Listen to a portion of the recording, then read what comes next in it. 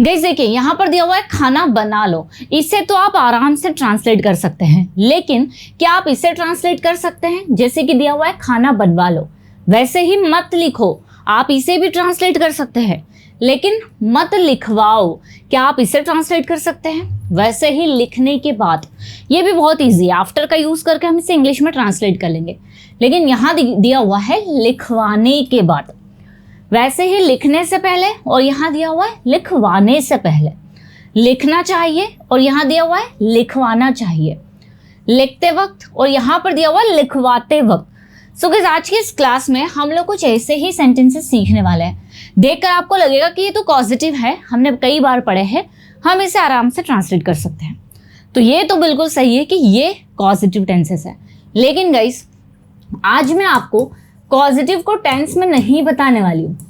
Positive को हम लोग पढ़ेंगे कुछ ऐसे स्ट्रक्चर्स में जो आप लोगों के लिए बिल्कुल नए होंगे और जिसका यूज़ काफ़ी ज़्यादा होता है। अगर आप इसे सीख लेते हैं तो हज़ारों सेंटेंसेस आप यूं ही बना सकते हैं सिर्फ एक स्ट्रक्चर की मदद से।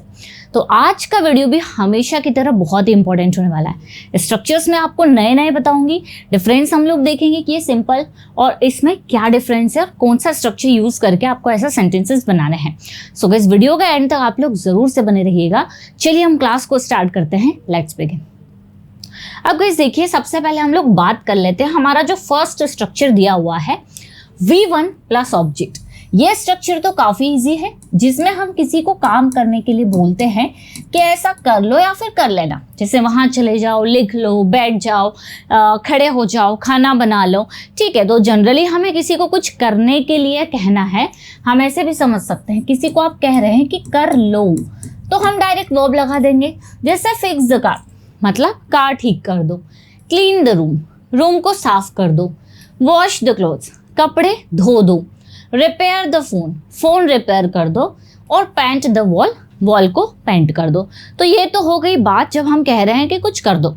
लेकिन तब क्या, जब हमें किसी को बोलना है करवा लो, जैसे कि कार ठीक करवा लो, रूम साफ करवा लो, कपड़े धुलवा लो। आप मत करो, किसी और से करवा लो। फोन रिपेयर करवा लो और वॉल को पेंट करवा लो। तो ऐसे स्ट्रक्चर्स जिसमें हम किसी से कहेंगे कि कोई काम किसी और से करवा लो, गाइस वहां पर जो स्ट्रक्चर यूज होगा आपका वो रहेगा गेट, ऑब्जेक्ट और वर्ब की थर्ड फॉर्म। ठीक है, ये आपको ध्यान रखना है। कौन कौन सा?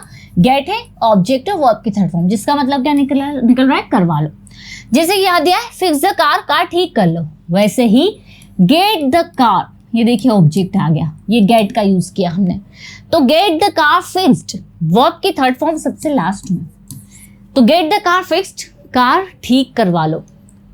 यहां पर है रूम साफ कर लो, यहां रूम साफ करवा लो, तो गेट द रूम क्लीन्ड। ठीक है, मतलब रूम साफ करवा लो। वैसे ही वॉश द क्लॉथ्स, कपड़े धो लो। गेट द क्लॉथ्स वॉश्ड, कपड़े धुलवा लो। Repair the phone, phone repair कर दो, तो गेट द फोन रिपेयर्ड, मतलब फोन रिपेयर करवा लो। पेंट द वॉल, दीवार को पेंट कर दो। और गेट द वॉल पेंटेड, मतलब ये नहीं कि दीवार को पेंट करवा लो। तो याद रखिए गाइस, जब भी आपको बोलना हो कि कुछ करवा लो, वहां आप गेट लगाएंगे, ऑब्जेक्ट लगाएंगे और वर्ब की थर्ड फॉर्म लगाएंगे। जैसे कि खाना बनवा लो, तो गेट द फूड कुक्ड, यहाँ देखिए get the food cooked. Copy check करवा लो, तो गेट योर कॉपी चेक्ड। दरवाजा खुलवा लो, तो गेट द डोर ओपन। अब आपको करना यह है, आप इसके सेंटेंस और इसके सेंटेंस साथ साथ बनाते जाइए, ताकि आप इनमें कोई गलती ना करो और आपको बहुत ही अच्छे से डिफरेंस क्लियर हो जाए। नेक्स्ट गाइस हमारा जो स्ट्रक्चर है वो है आफ्टर। देखिए आफ्टर का मतलब क्या होता है? किसी काम को करने के बाद। ठीक है, जिसके लिए हम आफ्टर आईएनजी का यूज करते हैं, जैसे कि लिखने के बाद, बोलने के बाद, सीखने के बाद, यहाँ आने के बाद। तो हम पहले आफ्टर और वर्ब में आईएनजी वाले यूजेस देख लेते हैं। जैसे after writing the letter, letter लिखने के बाद आई वेंट टू स्लीप, मैं सोने चले गया। ठीक है, वैसे ही after cleaning the room, room साफ करने के बाद में शी वॉच्ड टीवी, उसने टीवी देखी। वैसे ही आफ्टर कुकिंग डिनर, डिनर बनाने के बाद में ही रेस्टेड, उसने आराम किया। तो ये तो हो गया किसी काम को करने के बाद, जिसका बेसिक यूज आप लोगों को पता है, आफ्टर के बाद आईएनजी। वैसे ही गाइस इसका हिंदी हो जाएगा, मतलब आफ्टर गेटिंग ऑब्जेक्ट और वर्ब की थर्ड फॉर्म, इसका हिंदी हो जाएगा किसी काम को करवाने के बाद। ठीक है, तो यहां हम अब क्या देखेंगे कि आफ्टर के बाद में आईएनजी तो लग रहा है, लेकिन अब हमारा ऑब्जेक्ट आ जाएगा और फिर वर्ब की थर्ड फॉर्म। तो after getting the letter written, letter लिखवाने के बाद मैं सोने चली गई। मैंने नहीं लिखा, लेटर लिखवाने के बाद। इसमें हमने कहा लेटर लिखने के बाद मैं सोने चली गई, लेकिन इसमें हमने क्या कहा, लेटर लिखवाने के बाद मैं सोने चली गई। तो after getting the letter written I went to sleep. वैसे ही after getting the room cleaned, room साफ करवाने के बाद शी वॉच्ड टीवी, उसने टीवी देखी। वैसे ही आफ्टर गेटिंग डिनर कुक्ड, खाना बनवाने के बाद, ना कि बनाने के बाद। तो खाना बनवाने के बाद ही रेस्टेड, उसने आराम किया। ठीक है, तो खाना बनवाने के बाद उसने आराम किया। अब दोनों में डिफरेंस देखें तो इसका निकल रहा है मीनिंग कि लेटर लिखने के बाद में सोने गई, और इसका निकल रहा है लेटर लिखवाने के बाद में सोने गई। रूम साफ करने के बाद उसने टीवी देखी, और रूम साफ करवाने के बाद उसने टीवी देखी।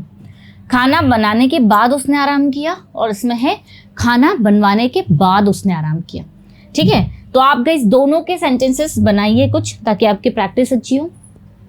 नेक्स्ट है बिफोर प्लस आईएनजी, जिसका मतलब होता है करने से पहले, किसी काम को करने से पहले। देखिए, before writing the letter, letter लिखने से पहले आई टुक अ ब्रेक, मैंने थोड़ा सा ब्रेक लिया। वैसे ही before cleaning the room, room साफ करने से पहले ही हैड ब्रेकफास्ट, उसने अपना नाश्ता ले लिया था।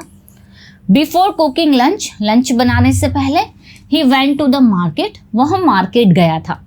तो इसमें तो हो गई बात किसी काम को करने से पहले, लेकिन जब आप ये वाला स्ट्रक्चर फॉलो करेंगे, जैसे बिफोर गेटिंग ऑब्जेक्ट और विद, इसका मतलब क्या निकल रहा है, किसी काम को करवाने से पहले। ठीक है, किसी काम को करवाने से पहले, ना कि करने से पहले। जैसे before getting the letter written, letter लिखवाने से पहले आई टुक अ ब्रेक, मैंने थोड़ा सा ब्रेक लिया। Before getting the room cleaned, room साफ करवाने से पहले शी हैड ब्रेकफास्ट, उसने नाश्ता ले लिया था। बिफोर गेटिंग लंच कुक्ड, खाना बनवाने से पहले ही वेंट टू द मार्केट, वह मार्केट चले गया था। आई होप गाइस डिफरेंस आपको क्लियर हो रहा होगा। एक में हम कह रहे हैं किसी काम को खुद से करने के बाद, और एक में हम क्या कह रहे हैं, किसी काम को करवाने के बाद या करवाने से पहले। हमने नहीं किया, किसी और से करवाने से पहले। अब देखते हैं डिफरेंस। तो इसका मतलब मीनिंग निकल रहा है कि लेटर लिखने से पहले मैंने थोड़ा आराम किया, और लेटर लिखवाने से पहले मैंने थोड़ा आराम किया। रूम साफ करने से पहले उसने नाश्ता किया, रूम साफ करवाने से पहले उसने नाश्ता किया। लंच बनाने से पहले वो मार्केट गया, और लंच बनवाने से पहले वो मार्केट गया। ठीक है, तो ये दोनों ही स्ट्रक्चर्स गाइस बहुत ही ज़्यादा इंपॉर्टेंट है। आपको बस थोड़ा सा डिफरेंस देखना है कि क्या है, जिससे मीनिंग हमारा चेंज हो रहा है। नेक्स्ट है गाइस वाइल प्लस आईएनजी, जिसका मतलब होता है करते वक्त, किसी काम को करते वक्त या करते समय। इस पर भी बेस्ड मैंने काफ़ी वीडियोस बनाए हैं। जैसे कि while writing the report, report लिखते वक्त, ध्यान रखना है वाइल के बाद वर्ब आएगी किसी एक्शन को करते वक्त। तो रिपोर्ट लिखते वक्त आई लिसन टू म्यूजिक, मैंने गाने सुने। While cleaning the kitchen, kitchen साफ करते वक्त she talked on the phone, उसने फ़ोन पर बात की।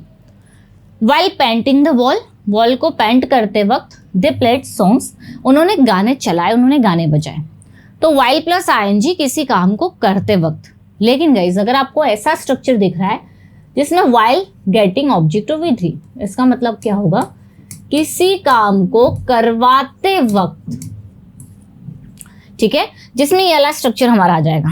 जैसे while getting the report written, मतलब रिपोर्ट लिखवाते वक्त मैंने गाने सुने, listen to music. While getting the kitchen cleaned, kitchen साफ करवाते समय, मैंने नहीं किया, किचन का साफ करवाते समय she talked on the phone, उसने फोन पर बात की। While getting the wall painted, दीवार पेंट करवाते वक्त they played songs, उन्होंने गाने चलाए, उन्होंने गाने बजाए। क्लियर? तो while getting ऑब्जेक्ट और with ही मतलब किसी काम को करवाते वक्त। डिफरेंस, रिपोर्ट लिखते वक्त मैंने गाने सुने, रिपोर्ट लिखवाते वक्त मैंने गाने सुने। किचन साफ करते हुए या करते वक्त उसने फ़ोन पे बात की, और किचन साफ करवाते वक्त उसने फ़ोन पे बात की। पेंटिंग करते वक्त उन्होंने गाने चलाए, और पेंटिंग करवाते वक्त उन्होंने गाने चलाए। ठीक है, तो डिफरेंस तो बहुत ही ज़्यादा क्लियर है। ऐसे मैंने आप लोगों के लिए एक और स्ट्रक्चर लिया हुआ है जिसमें हम शुड का यूज़ करेंगे। इसका हिंदी हो जाएगा हमें किसी काम को करना चाहिए। लेकिन गाइस जब आप ये वाला स्ट्रक्चर यूज करेंगे जिसमें शुड गेट ऑब्जेक्ट और वी थ्री है, तो इसका हिंदी हो जाएगा हमें किसी काम को करवाना चाहिए।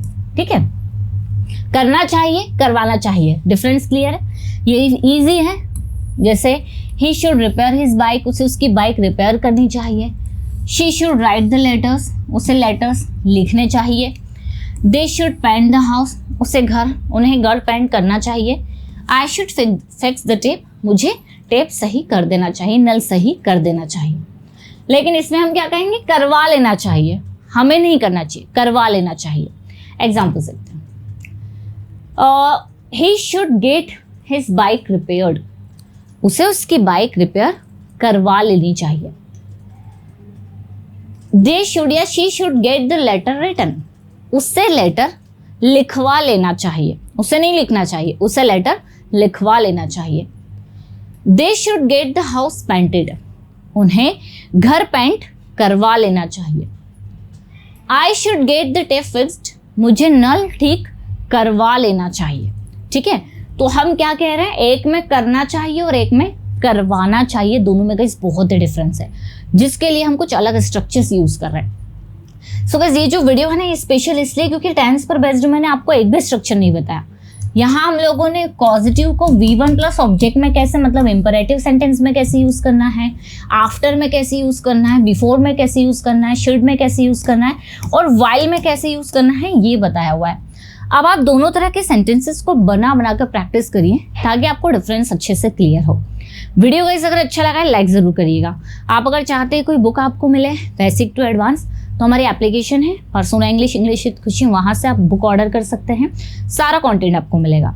या कोर्स से रिलेटेड या कोई और इन्फॉर्मेशन चाहिए तो आप इन नंबर पर कांटेक्ट कर सकते हैं। गाइस अगर वीडियो अच्छा लगा है तो लाइक ज़रूर करिएगा। मिलते हैं हम लोग अपनी नेक्स्ट क्लास में। Till then bye bye, take care.